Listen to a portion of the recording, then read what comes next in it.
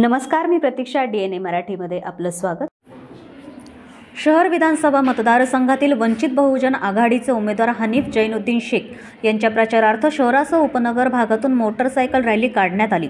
वंचित बहुजन आघाडीच्या राज्य प्रवक्त्या उत्कर्षताई रुपवते प्रमुख उपस्थितीमध्ये निघालेल्या मोटरसायकल रॅलीत उमेदवार हनीफ शेख, जिल्हाध्यक्ष योगेश साठे, जिल्हा उपाध्यक्ष विनोद गायकवाड, जिल्हा सल्लागार JD शिरसाट, नगर तालुकाध्यक्ष मारुती पाटोळे, शहर जिल्हाध्यक्ष हनीफ शेख, प्रवीण मोरे, देवीदास भालेराव, प्रतीक जाधव, अजय परदेशी, आशिष क्षेत्रे, शुभम जगदाळे, उमेश जाधव, विनोद गायकवाड, सुधीर ठोंबे, डॉक्टर सीताताई भिंगार दिवे, गौरव सावळे, प्रकाश सावळे आदींसह पदाधिकारी व कार्यकर्ते सहभागी झाले होते.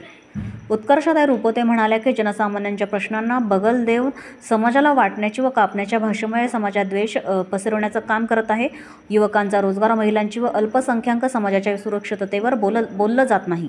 वंचित बहुजन आघाडीचे फुले शाहू आंबेडकर यांच्या विचाराने सर्व समाजाला बरोबर घेऊन जाण्याचं काम करत आहे. जातीयवाद व धर्मांतर शक्तीमुळे देशाची प्रगती खुंटली जात आहे. लोकशाही मार्गाने सर्वांना बरोबर घेऊन काम करणाऱ्या सर्वसामान्य व्यक्तींना निवडून देण्याची गरज आहे. घराणेशाही व दबाव तंत्राचा वापर करणाऱ्या उमेदवारांना धडा शिकवण्याचं त्यांनी आवाहन केलं आहे. वंचित बहुजन आघाडीचे नगर शहराचे अधिकृत उमेदवार माननीय हनीफभाई शेख यांच्या प्रचारार्थ आज आम्ही भिंगार शहरापासून सुरू करत आहोत. सगळ्या महापुरुषांना अभिवादन करून सगळे युवक टीम सोबत आहे आणि भिंगार आणि शहरामध्ये प्रचार फेरी निघणार आहे. ह्या निमित्ताने सगळ्या मतदारांना हेच आवाहन करेन की नगर शहराची जी काही आजची परिस्थिती आहे, आपण सगळे बघत आहात, मूळ मुद्दे लोकांच्या बाजूला राहत आहेत आणि नको ते राजकारण होत आहे, दडपशाहीचं राजकारण होत आहे.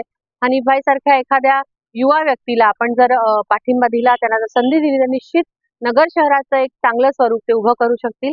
या निमित्ताने एवढंच सांगेन की वंचित बहुजन आघाडी ही सगळ्या वंचित घटकांना सोबत घेऊन जाणारी एक ताकदीची ताकद आहे. आणि जर तुम्ही बघाल तर महाराष्ट्रामध्ये सर्वाधिक मुस्लिम उमेदवार हे वंचित बहुजन आघाडी दिले. तर माझी विनंती राहणार आहे की जे वंचितांच्या प्रश्नांसाठी उभे राहतात, तुमच्या लेकरांच्या शिक्षणाबद्दल बोलतात, तुमच्या नोकरी धंद्याबद्दल बोलतात, अशा पक्षांच्या मागे आपण ताकद उभी करावी आणि हनीफभाईंसारख्या एका युवा व्यक्तीला इथे संधी द्यावी, एवढीच एक विनंती करते. जय हिंद, जय महाराष्ट्र, जय शिवराय, जय भीम.